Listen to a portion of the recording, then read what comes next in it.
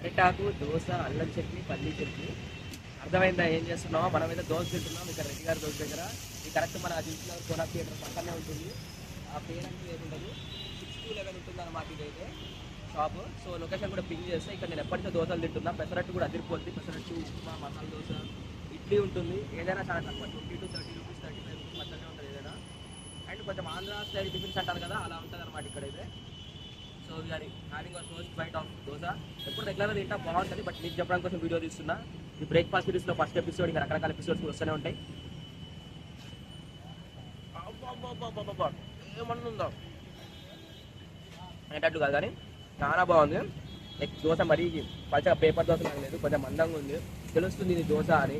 And అల్లం చట్నీ కూడా ఉంది, టేస్ట్ అయితే అదిరిపోయింది. రామ్ గారికి ఎలా నచ్చిందో లేదో చూద్దాం. టు రాము, ఇక్కడైతే గీ కారం దోశ లాంటి ఫ్యాన్సీ ఐటమ్స్ ఉన్నాయి, మంచిగా టేస్టీ ఐటమ్స్ ఉంటాయి. ఇంకా చాలా ఐటమ్స్ ఉన్నాయి. ఓకే, నాకు కొబ్బరి చట్నీ అనుకుంటా, కొబ్బరి పల్లీలు రా. చాలా బాగుంది. అంటే వాళ్ళు యాక్చువల్లీ తడి చట్నీ ఇంకా నార్మల్ తడి చట్నీ రెండు కలిపేస్తారు. చాలా బాగుంది. అల్లం చట్నీతో ట్రై చేయి. అల్లం చట్నీ అంతే. ఇడ్లీ చెప్దామా? అల్లం చట్నీ కూడా చాలా బాగుంది. నెక్స్ట్ ఇంకో ప్లేట్ ఇడ్లీ చాలా బాగుంది. వేడి వేడి వస్తూనే ఉన్నాయి, చిన్నగా ఉన్నాయి. సో మనమైతే ఇంకో ప్లేట్ ఇడ్లీ కూడా చెప్పేద్దాం. Now it's time for idli. Piping hot idli, అల్లం చట్నీ అండ్ గట్టి చట్నీ, ఇదే లాస్ట్.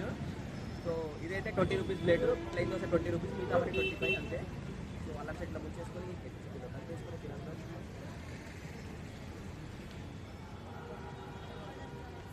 చట్నీ కన్సిస్టెన్సీ అయితే ఉంది బాస్. అది ఇంకా చట్నీ కంటే వద్దులే కానీ ఇంకా మళ్ళీ కాంప్రమైజ్ అయితే టేస్ట్ అయితే చాలా బాగుంది. సాఫ్ట్గా ఉన్నాయి. ఆరామ్స్ ఒక 10-20 కూడా లేపేయచ్చు. బట్ మనమైతే అంత తినేటట్టు లేదు కాబట్టి ఒక 2 తినేద్దాం. That's it. ప్లేస్కి అయితే వచ్చేసేయండి. మనమైతే నేను 4 out of 5 ఇస్తాను రేటింగ్. అయితే చాలా అంటే చాలా బాగుంది. ఓకే గైస్, నెక్స్ట్ సిరీస్లో కలుసుకుందాం మళ్ళీ. By by. అప్పుడు సబ్స్క్రైబ్ అయితే చేసేయండి.